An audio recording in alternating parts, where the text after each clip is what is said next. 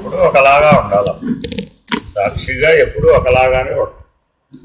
జ్ఞాత ఎప్పుడు సాక్షిగా, ఎప్పుడు ప్రకాశమేగా, ఎప్పుడు అపంచీకృతమేగా, దానికి ఏ వ్యవహారం లేదుగా. మరి ఆ జ్ఞాతగా ఉన్నప్పుడు నువ్వు ఎప్పుడు అలాగేగా ఉండాలి. ఆసక్తి చేత ఆ 24లో ఎక్కడ జ్ఞాత లక్షణం ఏంటి?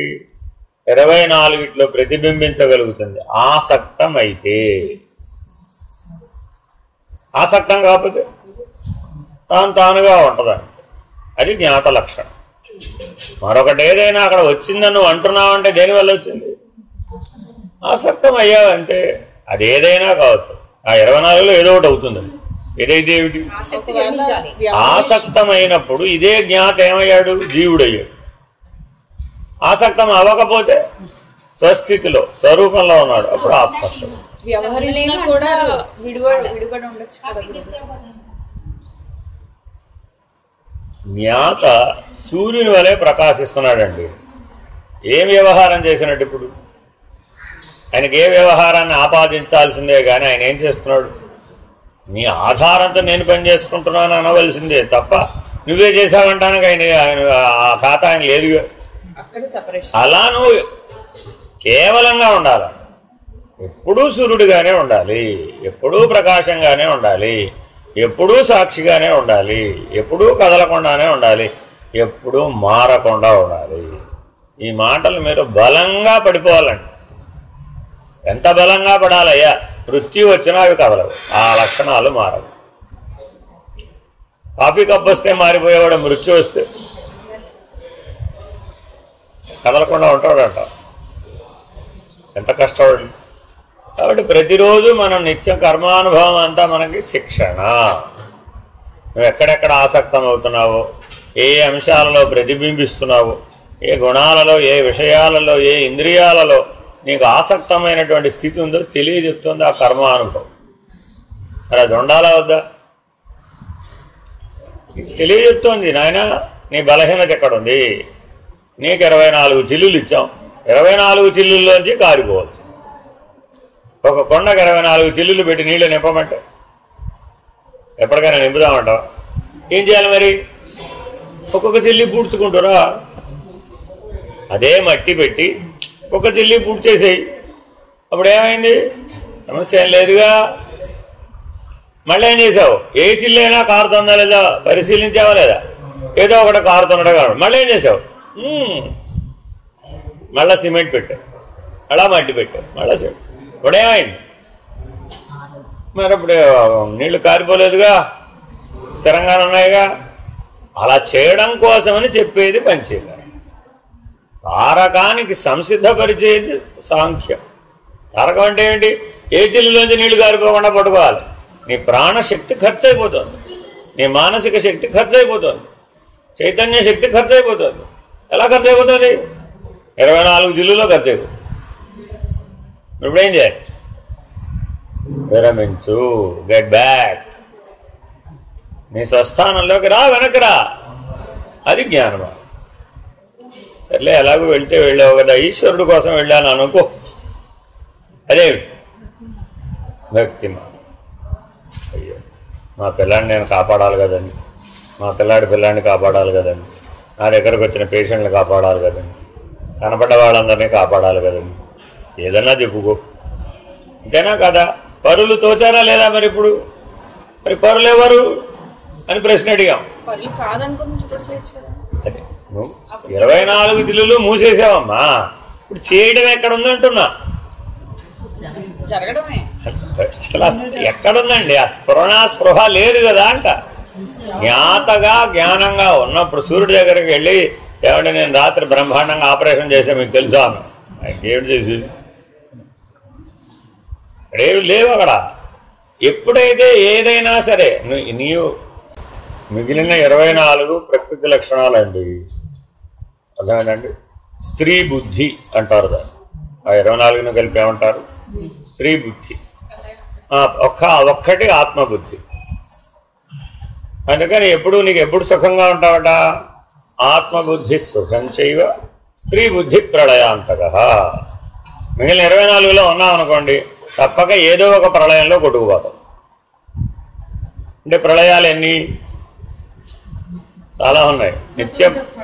ముందు నిత్య ప్రళయం, మనం అనుభవించే దాని సంగతి చెప్పుకోవాలి. పుస్తకంలో పాఠం ఎందుకు మనకి? నిత్య ప్రళయం. ఫస్ట్ నిత్య ప్రళయం అంటే అర్థం ఏంటి?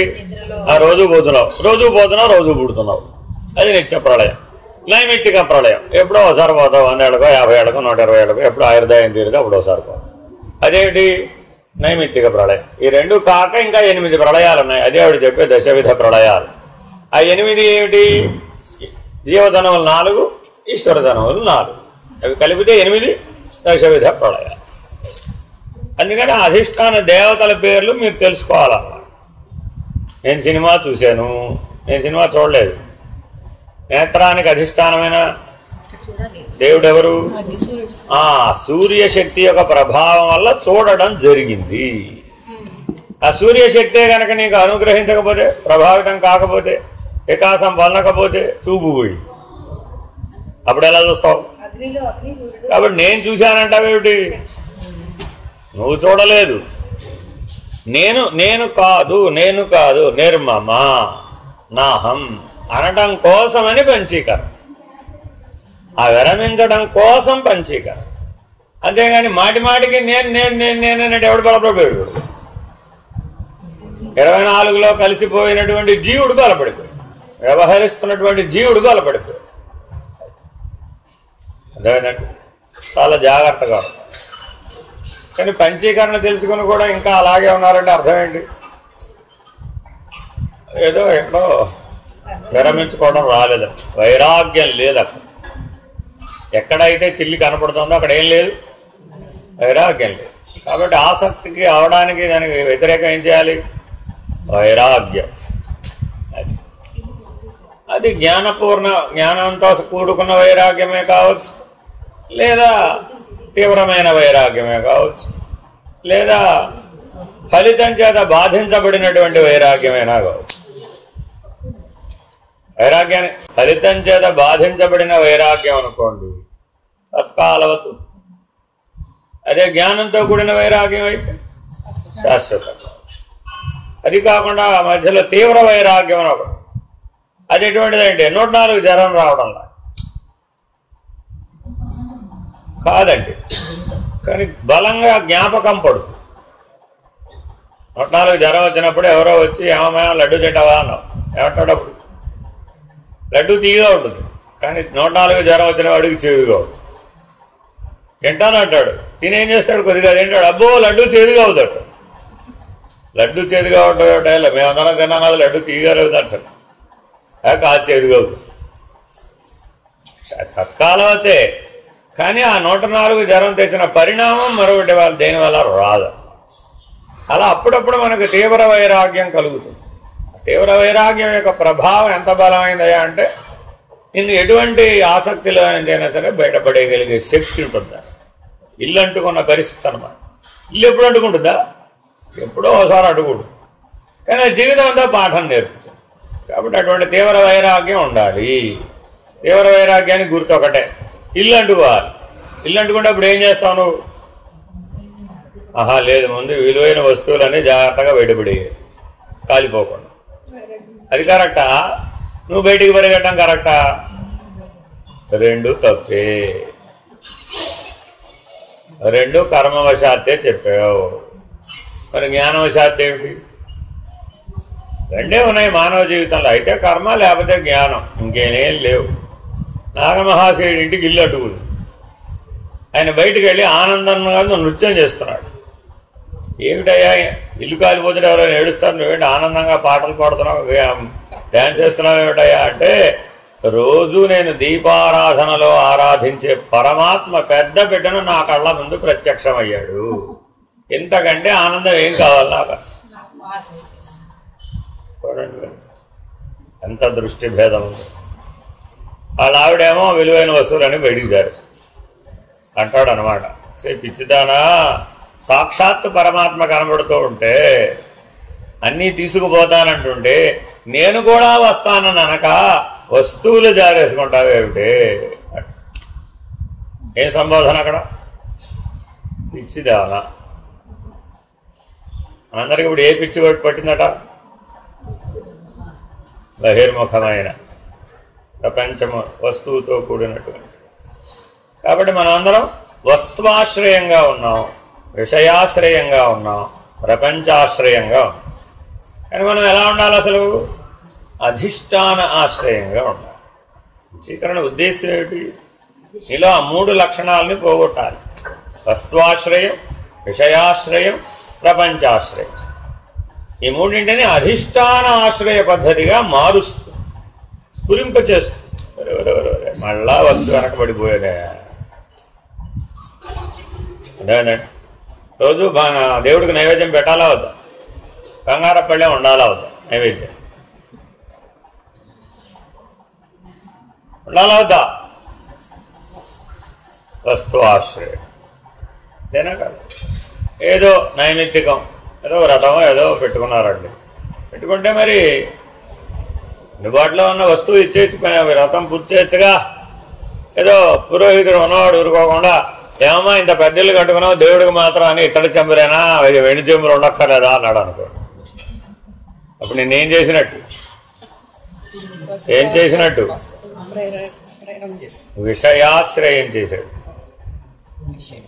కానీ ప్రత్యేకతను చాటి చెప్పాడు. వస్తువు అక్కడ లేదు, విషయం బలపడేట్టు చేశాడు. ఏమనుకుంది ఈసారి? పోయినసారి అసలు ఆ పురోహితుడు చెప్పాడు, ఈసారికి ఏమైనా వెండి సామాను కొని పెట్టేసేయాల్సిందే వ్రతాలు వచ్చాడు. అలా ఏదో చేస్తావు, మంగళగౌరి వ్రతం, కేదారేశ్వర వ్రతం, సత్యనారాయణ వ్రతం ఏదో చేస్తావు. లేదండి, ఎందుకన్నాడు? ఉన్నాయని చెప్పావుగా మరి. అప్పుడేమైంది? ప్రపంచాశ్రయం, అశ్రద్ధ పోయింది. అశ్రద్ధ అంతా ప్రపంచాశ్రయం అన్నమాట. అక్కడే ఒక డౌట్, ఆసక్తి లేకుండానే అది చెయ్యాలి, ఆసక్తితో నెగ్లెక్ట్ చేస్తాం. ఇప్పుడు ఒకటి గుర్తుపెట్టుకోండి, ఆసక్తం అవనప్పుడు అవ్యవహారిగా బాగా గుర్తుపెట్టు. ఆసక్తం అవనప్పుడు దాని ప్రధాన లక్షణం అవ్యవహారి. ఇంకా అసలు ఆ జ్ఞాపకం పడే అవకాశమే లేదు, ఆ వ్యవహారం జరిగే అవకాశమే లేదు. అది మీ దాకా రానే రాదు. నేను అడుగుతూ ఒకటే మాట అడుగుతానండి, మీరందరూ లారీ బాగా తోలేరా తోలేదా? తోలేదు. చూడలేదు ఎప్పుడు? చూడలేదా లారీలు ఎప్పుడు? ఎప్పుడు తోలాలనిపించలేదా? అదేంటమ్మా, అంత పెద్ద లారీ తోలితే నీకు కూడా ఏనుగెక్కి తోలినంత సంబరం వస్తుంది కదా, నాకెంత బలం ఉందో నీకు ఫీల్ గుడ్ ఫ్యాక్టర్ వస్తుంది కదా. లారీయే తోలేనండి, పెద్ద విషయం, అనుభవం సామర్థ్యం కాదా అది? సార్ లారీ తోలి చూశాడమ్మా, అప్పుడు మిగిలిన వాహనాలన్నీ ఏమైపోయినాయి. మరి నీకెందుకు అనిపించలేదు అలాగా? ఆసక్తం అవ్వలేదంటే. కొంతమంది ఆసక్తం అవ్వకుండా కూడా ఆ పని చేయవలసిన అగత్యం వస్తుంది. అగత్యం వస్తే ఏమైనప్పుడు? అగత్యం వచ్చే కర్మలో కలిసి వచ్చేసింది, మరి తోలేశాడు ఆ సమయానికి. మరి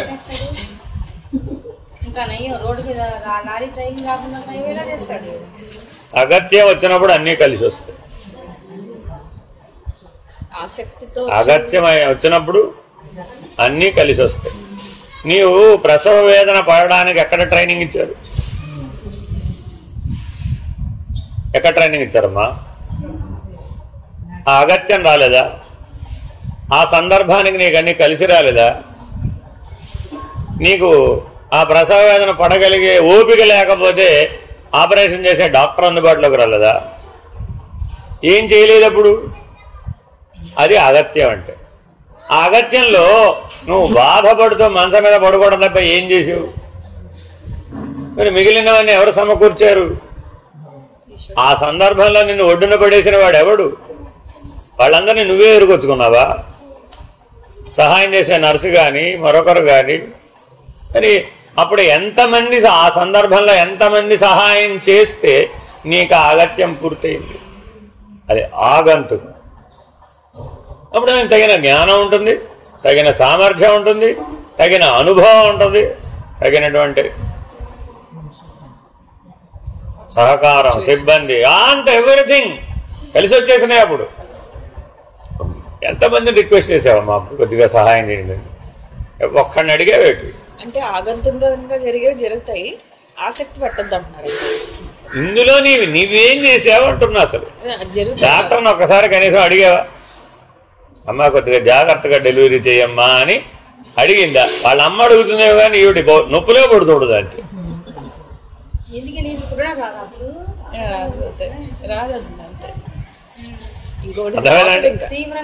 అగత్యం అంతే. 104 జ్వరం అని చెప్పింది నేను. ఆ అగత్యం ఇంకేం లేదు. వాడు 104 జ్వరాన్ని అనుభవించడమే అంతే. అప్పుడు మైండ్ స్టిల్ గా ఉంటుంది.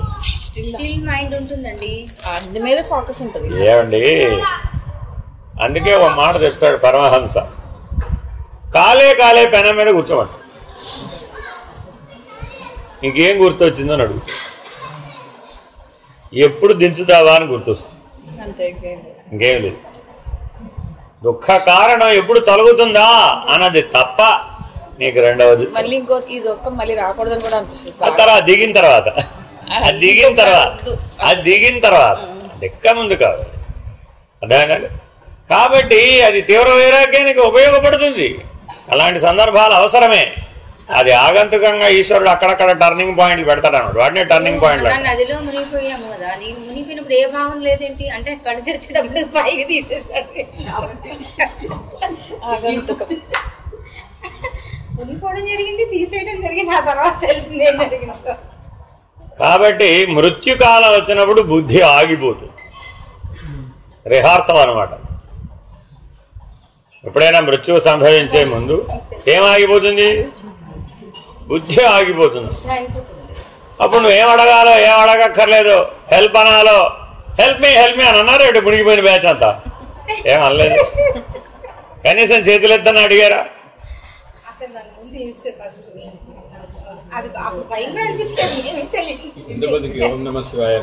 అది ఎంత గొప్ప ప్రశ్న అడిగాడు. మరి అప్పుడు అది ఆఖరి క్షణమే కదా.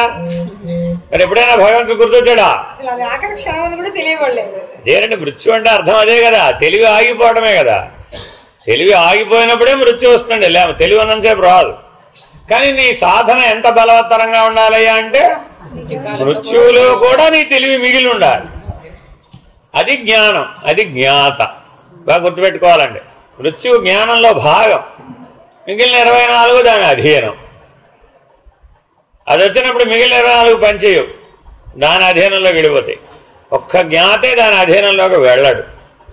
ఎప్పుడు నువ్వు డైలీ ప్రాక్టీస్ చేస్తావు, గుర్తిస్తే, అలా ఉంటే. అలా ఉండకపోతే మిగిలిన 24లో ఎక్కడన్నా ఉన్నాం అనుకోండి, అంతే రెప్పపాటులో వెళ్ళిపోతుంది. ఆ 24ని కలిపేసుకుంటుంది మొత్తం. అది కలిపేసుకున్నాకే క్రాస్గా ప్రయాణం మొదలవుతుంది. అంటే ఇప్పుడు 24లో ఒకటి ప్రభావితంగా పనిచేసింది అంతేనా? ఆ టైంలో జ్ఞాత అన్ని చివరికి ఎక్కడికి చేరాలి? మృత్యుదేవత 24ని కలిపేసింది అన్నారు. మొత్తం 25. కానీ జ్ఞాతనేం చేయలేదు కదా. అది మృత్యుదేవత కూడా చివరిలో కలిసిపోయింది అంతే. కానీ అక్కడ జ్ఞాతగా ఉంటే, ఇప్పుడు స్థిరంగా ఉంటే, లేకపోతే అది కూడా కిందకే వచ్చేసింది. ప్రవృత్తి అప్పుడేమైంది? కిందకు వచ్చేసింది. మనకి కర్మేంద్రియ ప్రధానమైన జీవితం ఉందా లేదా? ఆ కర్మేంద్రియాలన్నీ పృథ్వీ పంచకమేగా. ఆ పృథ్వీ పంచకానికి అధిష్టానం మృత్యుదేవతేగా. మరి మానవ జీవితం అంతా మనం కర్మేంద్రియ అధిష్టానంగా జీవించామా, జ్ఞాత అధిష్టానంగా జీవిస్తున్నామా? Very very important. కర్మేంద్రియ వ్యాపార వ్యవహారమే సత్యం అనుకుని అదే అధిష్టానంగా జీవించామనుకోండి, అప్పుడు సేమ్ స్టోరీ. ఎప్పటికప్పుడు నిత్య జీవితం ఎలా జీవిస్తున్నామని మనం గుర్తించుకోవడం కోసం అనుక్షణం ఈ పంచీకరణ మనసులో తిరుగుతూ ఉండాలి, మెదులుతూ ఉండాలి. ఎక్కడ నిన్నది ఆకర్షించి ఓ మేఘనట్టు అడిపోయిందిరా నాయన అని గ్రహించాలి.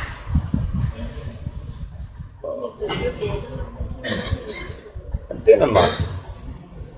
సాంఖ్యతారక మనస్కాలనే మీకు ఆ పేరు చెప్పకుండా చెప్తూ ఉంటాం. అయితే పేరు చెప్తే ఏంటంటే ఇతరులకు బోధించడానికి కూడా వీలవుతుంది. అది అందుకని ఇవన్నీ టీచింగ్ ఎయిడ్స్ అన్నమాట. ఉపయోగించుకుంటే అర్థమయ్యేట చెప్పడం సులభం అయిపోవాలి. వర్డ్స్ కూడా తెలిసి ఉంటే మంచిది. రేపొద్దున ఇంకోటి ఏదో కొత్తది నేర్చుకున్నామనే ఫీలింగ్ కలగకుండా కాదు. టెక్నికాలిటీ వేరే వాళ్ళు ఏం చెప్పారనో ఇది మనకు తెలియదు అనే ఫీలింగ్. డాక్టర్ అమ్మ గారు ముళ్ళు గుచ్చుకుందమ్మా, కొద్దిగా ఫోర్సెప్స్ అందుకోండి అంది. ఏం చేయాలి అప్పుడు? ఫోర్సెప్స్ అంటే తెలియాలి కదా. ఫోర్సెప్స్ అందుకోండి అంది. నువ్వేమో వెళ్ళి పట్కారు పడుకో. ఉపయోగం ఒకటి కాదా? ఒకటే. అయ్యో రా మైక్రో మ్యాక్రో. ఫోర్సెప్స్ చిన్న వస్తువులు తినడానికి పనికి వస్తుంది. పట్కారతో చిన్న ముళ్ళు విరిగితే ఎలా చేస్తాడు? Very very important. అందరు తెలుసుకుంటారు. భారతదేశంలో సాంఖ్య విచారణ బోధించేటటువంటి ఆశ్రమాలు లక్షల్లో ఉంటాయి, వేలల్లో కాదు, లక్షల్లో ఉంటాయి. కానీ దాని ఊరికే పృథక్కరించడం వరకే తెలుసుకుంటారు. 5 5 25గానే తెలుసుకుంటారు, అనేకంగానే తెలుసుకుంటారు. ఆ గోళకం ఏమిటి, ఆ ఇంద్రియం ఏమిటి, ఆ విషయం ఏమిటి, ఆ వ్యవహారం ఏమిటి, ఆ అధిష్టానం ఏమిటి, ప్రతి చోట 5 ఉంటాయి. ఆ గోళకం, ఆ ఇంద్రియం, ఆ విషయం, ఆ వ్యవహారం, ఆ అధిష్టానం. 5 5 25లో ఉంటుంది అది. ఈ 5 5 25 బట్టి పడటమే సరిపోతుంది జీవితం. సగం జీవితం అయిపోతుంది వాడికి. ఇప్పుడు మీరు ఎడగానే తిరిగి తిప్పి ప్రశ్నలు అడిగారు అనుకోండి, 20 20 లెక్కలు జీవితం అంతా చదివినట్టు రానట్టే. చిన్నప్పుడు మన్ని లెక్కలు చదవమంటారా లేదా? ఆ 13 13 ఎంతరా అంటే తక్కువని చెప్పాలి. అంతేనా కాదా? 20 20 వచ్చన్నారండి, ఆ 13 13 ఎంత తక్కువని చెప్పాలి. చెప్తే అప్పుడేమిటి వచ్చినట్టు అంతే. చెప్పలేవు. చదువుకురాబో 20 రోజులు చదువుకురాబో. మరి 20 20 చదివితే లెక్కలు వచ్చినట్టేనా? అదేమిటి? నాకు వచ్చు కదా 20 20. ఎక్కాలు ఉపయోగించి లెక్కలు చేస్తే వస్తుంది. అంతేనా కదా? పై క్లాస్కి వెళ్ళాడండి, నాకు ఎక్కాలు వచ్చి మా సార్ అన్న, అయితే లెక్కలు చేయరా అన్నాడు. నాకు ఎక్కాలు వచ్చు కాబట్టే కదా లెక్కలు చేయరా అంటున్నాను అని చెప్పాడు. అంతేనా కదా? మరి ఇప్పుడు లెక్కలు చేయరంటే నాకు లెక్కలు చేయడం లేదు, ఎక్కాలు మాత్రమే వచ్చాడు. నాకు ప్రయోజనం ఏముంది దానివల్ల? అదేంటండి, సిద్ధాంతం తెలియవచ్చు కానీ ఆచరణాత్మకమైనటువంటి సిద్ధాంతం ఆచరించడం రాకపోతే ఆ 20 20 ఎక్కాలు ఏం చేసుకుందాం? ఈ సాంఖ్య విచారణ పాఠ యమధర్మరాజుకి చివరిలో అప్పచెప్పడం కుదురుతుంటావా? కాకు నువ్వు కాబట్టి వెయిట్, నీకు సాంఖ్యం అంతా బోధిస్తా. ఈయన శాంతం చేయాలి. అయ్యో రా, ఆయన వచ్చేటప్పటికే నవనాడులు గుర్తించుకుపోతాయి. ఇంక చెప్పేది ఏమిటి? పేరు చెప్పడం లేదు, వినడం లేదు. కాబట్టి ఇది కూడా ఒక వినోదంగా మిగిలిపోయి తెచ్చుకుంటారు అంతే. చూశానండి, చాలా ఆశ్రమాలు చూశాను, చాలా మందిని చూశాను, 100 1000 లక్షల్లో కూడా చూశాను. ఎంతమంది దగ్గరకు వెళ్ళినా అల్టిమేట్గా ఏం చెప్తావమ్మా? సరే 20 20 లెక్కలు వచ్చినాయి నీకు, సరే ఇప్పుడు జీవితంలో ఏం లెక్క చేసేవి దానివలన? అది ఎక్కడ ఉపయోగపడాలి నీకు? నిత్య జీవితం అనే లెక్కల్లో ఉపయోగపడాలి. ఇక్కడ ఏం ఉపయోగించావు? ఏ త్రిపుటిని దాటడానికి ఇది ఉపయోగపడింది, అంతే కదా? నీకు లెక్క ఏమిటి ఇక్కడ? ప్రాబ్లం ఏమిటి ఇక్కడ? త్రిపుటితో సమస్య. అన్నీ 3 3గా ఉన్నాయి జీవితం అంతా. ఈ సాంఖ్య విచారణను ఉపయోగించి ఈ త్రిపుటిని అధిగమించాలి. అందుకోసమే కదా. మరి ఇప్పుడు ఈ త్రిపుటిని దాటేవా? ఏ త్రిపుటిని దాటడానికి ఎలా ఉపయోగించావో చెప్పు. అప్పుడేమొచ్చింది? లెక్కలు లెక్కలు చేయడానికి ఉపయోగం. నేను ఈ సమస్య వచ్చిందండి, ఇది ఈ త్రిపుటిలో ఉంది, ఈ త్రిపుటిని అధిగమించడానికి ఈ సాంఖ్య సూత్రాన్ని ఇలా ఉపయోగించాను, ఇదిగో అప్పుడు ఈ త్రిపుటి లేదని నిరూపితం అయిపోయింది, అధిగమించేది అన్నాం. అప్పుడు లెక్క సాధించినట్టేగా, ప్రాబ్లం సాల్వ్డ్, రిజల్ట్ వచ్చింది. ఇప్పుడు సాంఖ్య విచారణ పనిచేసినట్టేనా కాదా? అంటే డే టు డే ఎగ్జాంపుల్ ఎలా తీసుకోవాలి? మెలకువ, కళ, నిద్ర ఒక త్రిపుటేనా కాదా? సాంఖ్య విచారణ అప్లై చేయండి దానికి. 5 5 25లో మెలకు ఎక్కడొచ్చింది? మొట్టమొదట ఎప్పుడు కూడా కథలకు ఎక్కడొస్తుంది? జ్ఞాత. కానీ జ్ఞాత బింబం కదా, అక్కడేం కనబడదు, అక్కడ తెలుసుకోలేదు. మొదటి స్థానం పక్కనే ఎవరు? అక్కడ ప్రతిబింబించింది. ప్రతిబింబించగానే మెలకు వచ్చింది. ఆ మనస్సు స్థానంలో 5 ఉన్నాయి. ఏమిటవి? ఒక గోళకం ఉంది, ఒక ఇంద్రియం ఉంది, ఒక విషయం ఉంది, ఒక వ్యవహారం ఉంది, ఒక అధిష్టానం.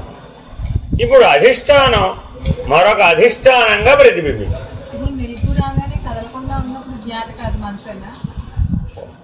ఉన్నది జ్ఞాతగానే ఉన్నాడు కాబట్టి ఇంకా ప్రతిబింబించలా. కదలిక వచ్చినట్టు ఎప్పుడు తెలిసింది? ఒక అధిష్టానం మరొక ఇక్కడున్న సీఎం గారు మరొక రాష్ట్రానికి కూడా సీఎంగా భావించబడ్డారు.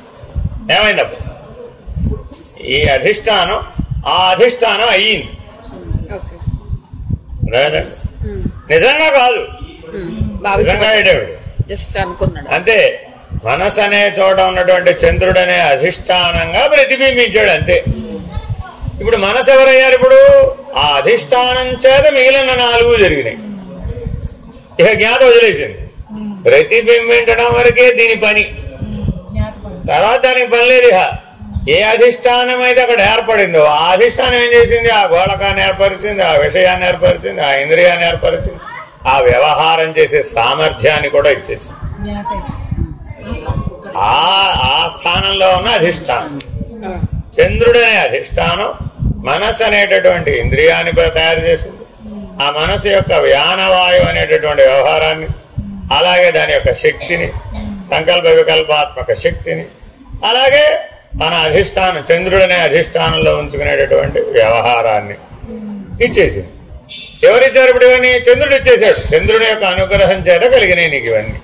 చంద్రుని యొక్క అనుగ్రహం లేకపోతే మానసిక వికలాంగుడే. ఈ అధిష్టానం సరిగా ప్రతిబింబించలే, చంద్రుడి అనుగ్రహం పోయింది. అప్పుడు ఏమైపోయింది? మానసిక వికలాంగుడైపోయింది. ఇప్పుడు వాడికి మనసు లేదా? ఉంది, పనిచేయడం లేదు. చూడండి, మానసిక వికలాంగుడికి మనసు లేదనకూడదు. వాడికి సుఖ దుఃఖాలు తెలుస్తాయి, వాడికి శీతోష్ణాలు తెలుస్తాయి, అన్ని తెలుస్తాయి వాడికి. నీలాగా వ్యక్తీకరించలేదు. డిఫెక్టివ్ అయిపోయింది. అంటే ఇప్పుడు ఏమైపోయింది? నిలువ ఎగిరిపోయింది. ఇప్పుడు పెట్టుకోండి పాఠం, అది అప్పుడు తెలుస్తుంది మీకు. అది కాదు,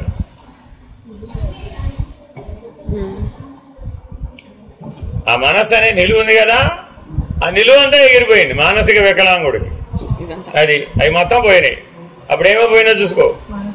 వ్యానవాయువు, త్వక్కు, స్పర్శ, పాని, మొత్తం ఆ నిలువ అంతా పోయింది. అర్థమైందండి? మరి ఇప్పుడు వాటి జీవితం ఏమైపోయింది? ఇప్పుడు ఆ పోయేటప్పుడు ఏమైంది? మధ్యలో మరో అధిష్టానం కలిసి వచ్చేస్తాయి మిగిలినవి కూడా. అంటే ఆ స్తబకంలో ఆ క్రాస్ లో ఉన్నాయి కదా, అవన్నీ ఆ మనస్సు దూక ద్వారానే కదా జ్ఞాతం తెలుసుకోగలిగేది. అర్థమైందండి? ఆ మనసు ద్వారానే వ్యానవాయువు, స్పర్శ, విశ్వయోని, సర్వాంగం వాయువు, అంతే కదా. ఈ పైకి కిందకి ఆ మొత్తం అంతా చంద్రుడి అధిష్టానం అక్కడ. అదేనండి, ఆ చంద్రుడి అధిష్టానం, ఆ చంద్రుడి అనుగ్రహం పోయింది. పోగానే ఏమైంది? ఆ నిలువంతా పోయింది. ఆ నిలువంతా పోయేటప్పటికి వ్యానవాయువు దగ్గర ఒక అధిష్టానం ఉంది, దానికి ఆ అడ్డం కూడా కొట్టేసింది. ఇది కూడా అప్పుడు ప్రాణపంచకం పోయేటప్పటికి ఏమైపోయింది? అంతా ఇంకేమైనా అయిపోయినాయి వాడికి. అందుకని వాడు నిలబెట్టలేడు, స్పైనల్ కార్డ్ నిలబెట్టలేడు. అందుకే వాడు నేలమే పడుకుని ఉంటాడు అంతే. ఇప్పుడు అంతేగా సెరిబ్రల్ పాలసీ వచ్చింది. ఆటిజంలోనేమో ఈ కదమ్మం పోతుంది. సో ఈ సెన్సరీ మోటార్ డిసింటిగ్రేషన్ అంతే. అదే అడ్డం కూడా కొట్టేసింది. వాడు ఏకంగా పడుకోవడం. సిపిఏ కాదండి, కాదు కాదు. ఇది కూడా అట్లా ఏ అధిష్టానంలో అయినా చూడండి, అలా పక్కన ప్రతి అధిష్టానంలో కూడా ఒక అడ్డం వస్తుంది, ఒక క్రాస్, తబకల్లో క్రాస్ వస్తుంది. సరే, దాని పక్కకు వచ్చారు. పక్కన ఎవరు? మనసు పక్కన బుద్ధి. దాని అధిష్టానం ఎవరు? ఆ బృహస్పతి అనుగ్రహంతో ఆ నిలువ అంతా పనిచేస్తుంది. అది పోయింది అనుకోండి, ఆ నిలువ కొట్టేసింది. కొట్టేసేటప్పుడు ఎక్కడికి వచ్చింది?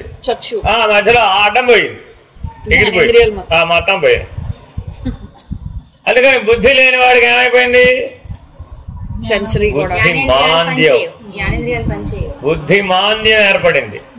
మానసిక వికలాంగత్వం వేరు, బుద్ధిమాంద్యం ఏర్పడడం వేరు. బుద్ధిమాంద్యంలో జ్ఞానేంద్రియాలు కొట్టుకుపోయినాయి. మరి వాడికి పని చేయవాడు. ఎంఆర్ వేరే, సిపి వేరే, ఆటిజం వేరే.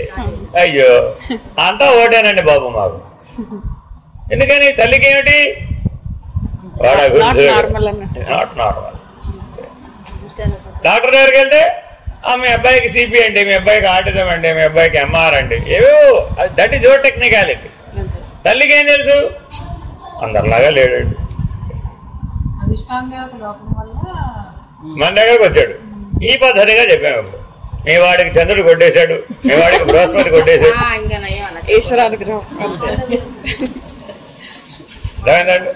జాతకం చెప్పేవాడు దగ్గరికి వెళ్ళారండి. ఆయన ఏం చెప్పాడు? ఆయన ఇవే చెప్తాడు. చంద్రబలం లేదండి, బృహస్పతి గురు బలం లేదండి, లేకపోతే కుజుడు అట్లా ఉన్నాడు ఇట్లా ఉన్నాడని చెప్తాడు. మీరు బాగా చంద్ర జపం చేయించండి, మీరు బాగా గురు జపం, గురువు గారి అనుగ్రహానికి ఆ దానం చేయండి, ఈ ధర్మం చేయండి, అదిగో దక్షిణామూర్తి దర్శించండి, ఇలా ఏవేవో చెప్తారు. అంటే ఇవన్నీ ఎక్కడ సరి చేయడం కోసమని? సూక్ష్మం. ఇదంతా గొడవ సూక్ష్మం. అదే స్థూలం కూడా సూక్ష్మ అధీనంలోనే కదా. కాబట్టి ఈ సృష్టి మొత్తాన్ని ఇట్లా అర్థం చేసుకోవాలంటే ఈ దృష్టితో అర్థం చేసుకోవాలి. కారణంలో పంచి ఆ తర్వాత కూడా ముందు అసలు అక్కడ దాకా రాలేదు. ఇక్కడ దాకా వస్తే కదా తారకంలో ఇవన్నీ కాదని నేను జ్ఞాతగా ఉండడం రావాలి. అది తారకం అండి. మళ్ళా ఇంకో ప్రతిబింబించింది బుద్ధి తర్వాత. దానికి ఎవరు? వాడు క్షేత్రజ్ఞుడు. మిగిలిందంతా క్షేత్రం. అర్థమైందండి? ఈ క్షేత్రజ్ఞుడు అనేటటువంటి చిత్త విభ్రాంతి గురైంది. భ్రాంతులని ఎవరికి? వీడికే, ఈ క్షేత్రజ్ఞుడికే. అర్థమైందండి? 36 అంతస్తుల మేడ ఉంటే బాగుండు ఎవరు కలిగింది? క్షేత్రజ్ఞుడికి చిత్త విభ్రాంతి. నేల మీద ఉంటే బాగుంటుందంట, 36 అంతస్తులు ఉంటే బాగుంటుందంట. బుర్జు దుబాయ్లో 156లో ఉంటే బాగుంటుందంట. స్కై డెక్, చికాగోలో స్కై డెక్ అని ఒకటి ఉందండి. అవి వెళ్ళిన వాళ్ళందరూ చూడమంటారు. పైకి ఎక్కి చూస్తే చికాగో అంతా కనబడుతున్నాడు. చికాగో సంగతి దేవుడు ఎరుగు, మృత్యువు కనబడుతుంది. అక్కడి నుంచి ఒకసారి కింద పెడితే కింద పడే లోపలే సాక్షాత్తు మృత్యు వచ్చేస్తుంది. కింద ఆధారం అంతా గ్లాస్ అండి. అది కిందకు చూసినా కూడా ఒక్కసారి కనుక వాడు చెప్తాడు ముందే, కళ్ళు తిరుగుతాయి గ్యారంటీగా, పట్టుకోండి, పట్టుకోకుండా చూడమాకండి అని. వెళ్ళిన వాళ్ళందరూ వీరాధివీరులు స్వరాధీశ్వరులు అనుకుంటారు అన్నమాట. వదిలేసి వస్తారు. ఇక భూమి గుండ్రంగా ఉందని గ్యారంటీగా తెలుస్తుంది. అమ్మో అని భయపడి లోపల ఆ కాసేపట్లో 2 క్షణాలే. మళ్ళీ వెళ్ళమంటే వెళ్ళండి. నువ్వు పడవయ్యా బాబు, ఊరికే మొదటిసారి అట్లా అనిపించిన తర్వాత ఇంకోసారి అట్లా మామూలుగానే ఉండదు. అమ్మో నా వల్ల కాదట్టాడు. ఎందుకని? అంత ఎత్తు నుంచి కింద పెడితే ఏమవుతాను అని క్షేత్రజ్ఞుడు ఊహించాడు. సకల భ్రాంతులు ఈ క్షేత్రజ్ఞుడికే. చిత్త విభ్రాంతి. మానవ జీవితం అంతా ఏమిటాయంటే చిత్త విభ్రాంతి. ఈ క్షేత్రజ్ఞుడు అనుగ్రహం లేకపోయింది అనుకోండి, అప్పుడు మన పరిస్థితి ఏమిటి? ఆ నిలువ అంతా పోయింది. అందులో ఒక అడ్డం వస్తుంది, విషయేంద్రియాలు కొట్టేస్తున్నాయి. అంతే. దేని మీద ఏకాగ్రత కుదరకపోవడం ఈ క్షేత్రజ్ఞుడు కొట్టేయడం. ఏం చేద్దామన్నా వాడు స్థిరంగా అవడం. ఏదో చెప్తావు, నీ భాష ఎవరే కావాలని. ఇదంతా వ్యవహార ఫలితాల భాష మనకు అనవసరం. అంటే గుర్తుపెట్టుకోవాలి, పని చేయాలండి, అప్పుడు స్థిరంగా ఏకాగ్రత ఉండాలా అక్కర్లేదా? మొదలు పెడతాడు, 10 నిమిషాలు స్థిరంగా ఉంటుంది. ఎందుకని? చిత్త విభ్రాంతికి జంప్ జంప్ జంప్ జంప్ కొట్టేస్తూ ఉంటుంది. అది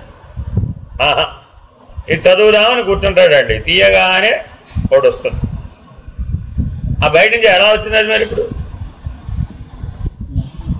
ఉదాహరణ చెప్తాం. నైట్ టైము అందరూ ఫ్రీ కదా, ఏ 10కో 10:30కో చూడమన్నా భగవద్గీత చదువుదామని ముందెట్టుకుంటారు. తీయగానే గోడ మీద బల్లి కనబడుతుంది. నువ్వు భగవద్గీత చదవడానికి, చూడమని చదవడానికి, గోడ మీద బల్లి కనపడడానికి ఏమిటి సంబంధం ఉందా? లేదు. కానీ ఈ లోపల దానికి సంబంధించిన భ్రాంతి ఉంది. ఇది పక్కకు పెట్టాడు, ముందు దాని సంగతి తెలుద్దా ఉంటాడు. తెల్లారిపోతుంది అయిపో. అది స్థిరంగా అక్కడ ఉండదుగా, అటు ఇటు పోతుంది. అటు పోయింది ఇటు పోయింది, అటు పోయింది ఇటు పోయిందని ఇల్లంతా దానికోసం, ఆ బల్లి కోసం వెతకడం సరిపోతుంది. తెల్లారే వరకు బల్లి నామస్మరణే.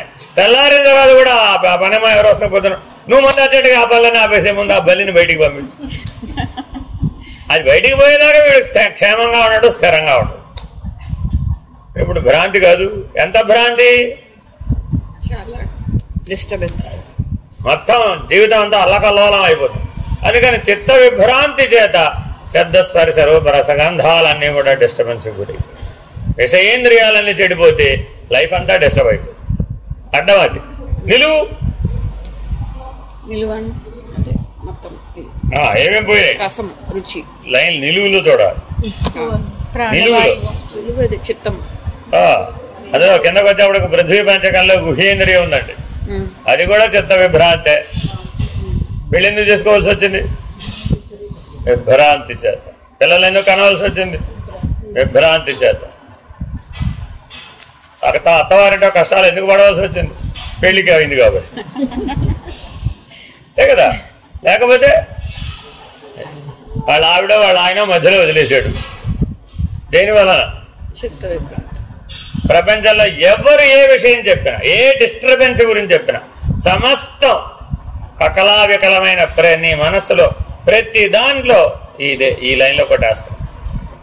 ఇది కొట్టేస్తే ఖచ్చితంగా నీకు ఎంత బలమైన జ్ఞాపకం పడుతుందయ్యా అంటే ఉత్తర జన్మ వచ్చేటంత అంత బలమైన జ్ఞాపకం పడిపోతుంది. జీవితంలో ఎప్పుడో బంగారాన్ని ఎప్పుడో అవసరం వచ్చి కుదువు పెడతావో పెట్టవా? పెట్టుండొచ్చు. పెడితే పెట్టుండొచ్చు అని తేలిగ్గా తీసుకోవాలంటావో గుర్తెట్టుకోవాలంటావు? చెప్పావు ఇక్కడ బాగా. అక్కడేం చేసావు? అంత ఈజీగా తీసుకుంటావే ఒకటి. ఏంటనుకున్నావో, నా బంగారాన్ని అక్కడ తాకట్టు పెట్టిస్తే నువ్వు చేసే వ్యాపారం అయిపోయింది. వీడి జీవితం అయిపోయిందిగా. ఎంతైన విషయం, పుట్టిల్లు వారు మన సంప్రదాయంలో అమ్మని పంపించేటప్పుడు లక్ష్మీం కనక సంపన్నాం, కన్యాదానం ధార పోసేటప్పుడు ఇలా ఈ మంత్రమే చెప్తామండి. లక్ష్మీం కన్యాం కనక సంపన్నాం. ఈవిడికి చెవిలో చెప్తారట, వెళ్ళగానే మీ ఆయనకి ఏదో కష్టం వస్తుంది, నేనున్నానని ఆదుకో. ఎలా ఆదుకుంటాను నేనని? చెగ నీకు ఇవన్నీ కుదువ పెట్టి ఆయనకి సహాయించి నీకు జీవితకాలం లొంగి ఉంటాడు. ఎంత తెలివైన వాళ్ళు పుట్టింటి వాడు. సముద్రుడు ఎంత తెలివైన వాడు. లక్ష్మికి చెవిలో చెప్పాడు ఈ విషయం. ఆయనకి ఎప్పుడన్నా అవసరం వస్తుంది, ఆయన దగ్గర ఏం ఉండదు, చేతులు ఎత్తేస్తాడు. అప్పుడు నేను ఉన్నానని నువ్వు ముందుకెళ్ళు, నీకు ఇచ్చి పంపించా కదా అరణం, ఈ అరణాన్ని ఏం చేయాలి? ఎక్కడో చోట ఆయనకి సహాయంగా మార్చు. అప్పుడు జీవితకాలం పనికి వస్తుంది. సందర్భం వచ్చినప్పుడు గుర్తు చేయొచ్చు. కానీ వెంకటేశ్వర స్వామిని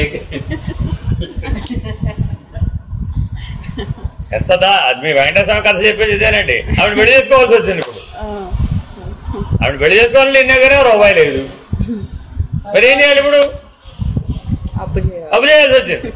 పెళ్లి కోసం అప్పు చేసాడు, భూమి మీదకి వచ్చాడు కాబట్టి. వైకుంఠంలో ఉంటే ఈవిడ ఆయనకి సేవ చేసేది. చూడండి, స్థాన భేదం, స్థితి భేదం, ఎంత పరిణామం తీసుకొచ్చింది. సరే, ఆయనకేదో దైవశక్తి ఉంది కాబట్టి కుబేరుని పిలిచాడు. ఒరే బాబు ఆ డబ్బు ఎవరన్నా, నేనేమో ఆ పత్రం లేకుండా నేను ఇవ్వనండి అన్నాడు. చూడండి, కుబేరుడు సాక్షాత్తు శ్రీ మహావిష్ణువు భూలోకం దిగి వస్తే పత్రం లేకుండా అప్పివ్వనన్నాడండి. అక్కడ ఉన్నప్పుడు నువ్వు నాకు బాసు, ఇక్కడ ఉన్నప్పుడు నువ్వు నాకు బాసు కాదు అన్నాడు. ఆ పత్రం ఇప్పటికీ భద్రంగా పెట్టారు. అప్పు పత్రం రాగిరేఖ మీద భద్రంగా ఉంటుందండి. అక్కడ రాసిచ్చాడు. ఓకే, యుగాంత వరకు తీరుస్తామన్నాడు. అంత పెద్ద అప్పు చేశాడు. ఎంత న్యాయపాడు గారు. ఎవరు తీరుస్తున్నారండి? ఆయన ఆశ్రయించిన వారందరూ తీరుస్తున్నారు. మరి క్షేత్రజ్ఞుడిని ఆశ్రయించిన వారందరూ మరి తీర్చక్కలేదు.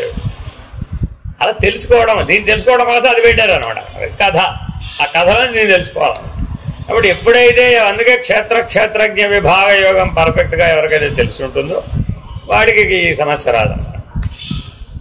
అందుకనే చెప్తాం మనం, సహజంగా మనం ఏ విభ్రాంతుల నుంచి, ఏ ఆకర్షణ నుంచి బయటపడాలన్నా క్షేత్రజ్ఞుడిగా ఉండాలే కానీ క్షేత్రంలో కలిసిపోకూడదు. కలిసిపోయామంటే దాంతో ఇబ్బంది. ఈ అహంకారం దగ్గర లాస్ట్ అండి, అదే ఆఖరి ప్రతిబింబం. ఇప్పుడు మీకు సత్యం తెలియాలి. జ్ఞాతే విశ్వడుగా, జ్ఞాతే చంద్రుడుగా, జ్ఞాతే క్షేత్రజ్ఞుడిగా, జ్ఞాతే అహంకారంగా 4 సార్లు ప్రతిబింబించిందా లేదా 24 సార్లు ప్రతిబింబించిందా?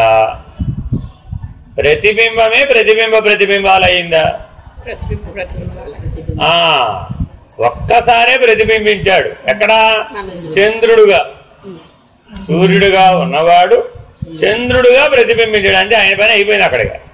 ఇంకంతా ప్రతిబింబ ప్రతిబింబ ప్రతిబింబ ప్రతిబింబ 24 ఈ చంద్రుడి వ్యవహారం చూసుకున్నది. కాబట్టి రేపొద్దున విరమించేటప్పుడు కూడా ఎక్కడికి వెళ్ళి మనం విరమిస్తాం? బింబ ప్రతిబింబ న్యాయంగా విరమిస్తాం. అందుకని బింబ ప్రతిబింబ న్యాయం తెలిసిన వాడే తారకం తెలిసినవాడు. వెనక్కి తీసుకోవాలన్నమాట. అన్ని ప్రతిబింబాలను బింబంలో కలిపేసేయాలి. కలపడం ఏమిటి? లేదని తెలుసుకోవాలి. ప్రతిబింబం లేనిదని తెలుసుకోవాలి. గోడ మీద ప్రతిబింబాన్ని చూసి ఘటంలో ఉన్న ప్రతిబింబాన్ని గుర్తుపట్టాలి. ఘటజలంలో ఉన్న ప్రతిబింబాన్ని చూసి నిజ బింబాన్ని గుర్తుపట్టాలి. అయిపోయాయి. అప్పుడు ఈ గోడ మీద ప్రతిబింబం ఉంటే ఏమిటి, లేకపోతే ఆ నీళ్ల కొండలో ప్రతిబింబం ఉంటే ఏమిటి, లేకపోతే అది అంతఃకరణలో ప్రతిబింబించింది. ఇదేమో స్థూలమైన దాంట్లో ప్రతిబింబించింది. ఇది స్థూలం, అది సూక్ష్మం, అది మహాకారం. మధ్యలో మేఘాలు అడ్డం వచ్చినాయి. ఏమైపోయినప్పుడు దాంట్లో ప్రతిబింబించలేదు, దీంట్లో కూడా. ఆ మేఘాలు కారణ శరీరం. ఆ మేఘమండలం ఏమిటి? కారణ శరీరం. మరి ఇప్పుడు కారణ శరీరం ఎవరి వల్ల తయారైంది? ఈ స్థూలం వల్ల తయారైందా, ఆ సూక్ష్మం వల్ల తయారైందా? ఈ రెండు వల్ల తయారు కాల. మహాకారణుని యొక్క ప్రభావం చేత మేఘమండలం తయారైంది. మరి ఇప్పుడు మేఘమండలం ఎవరిని కప్పివేసింది?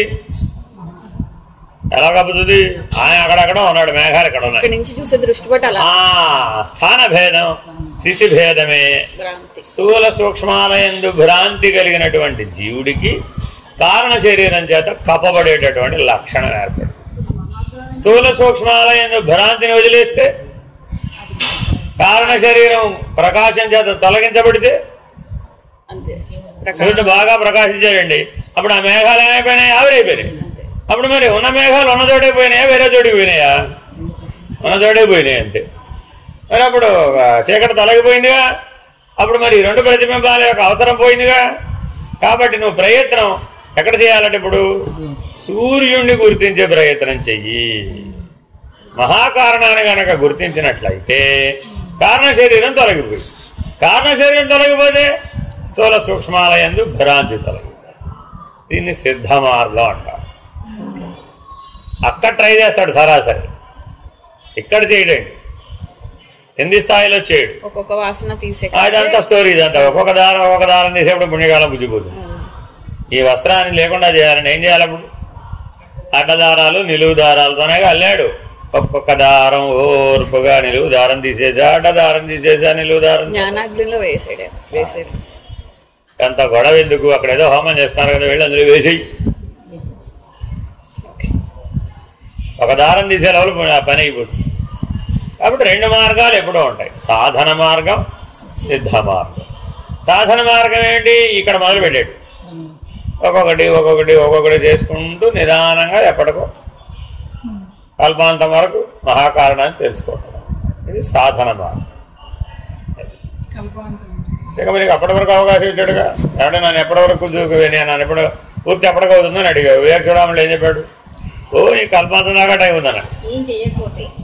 ఏమో ఏం చేస్తావో ఏం చేయవు నీకే వదిలేసాడు కానీ ఆయన దగ్గర అని పెట్టుకున్నాడు. కాబట్టి 5×5 25లో 24 లేవని, ఉన్నది కేవలం జ్ఞాతేనని ఎప్పుడైతే నిర్ణయంగా ఉంటావో అప్పుడు తారకం పూర్తి అయిపోతుంది. అప్పుడు జ్ఞానం మాత్రమే మిగిలి ఉంది. పవర్ బ్యాంక్ ఇక్కడ జ్ఞానం మాత్రమే మిగిలి ఉంటే అది అమనస్కం. అదేంటండి? అమనస్కం. ఇక్కడ రుద్రుడి అనుగ్రహం లేకపోతే అహంకారం దగ్గర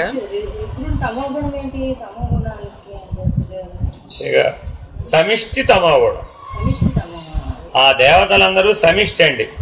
సమిష్టి సత్వగుణం, సమిష్టి రజోగుణం, సమిష్టి తమోగుణం. సమస్తం మొత్తాన్ని తనలో కలుపుకోగలిగేటటువంటి లయకారక శక్తికి అధిష్టానం ఆయన. మరి ఆయన అవసరం లేదంటావా? చాలా అవసరం కదా. గాఢ నిద్రలో కూడా ఏముంది? ఆతమోగుణమే, ఆలయమే.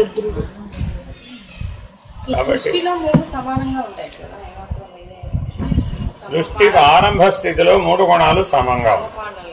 ఆరంభ స్థితి. అవి ఎప్పుడైతే విషమంగా అయినాయో అప్పుడు సృష్టి ప్రారంభమైంది.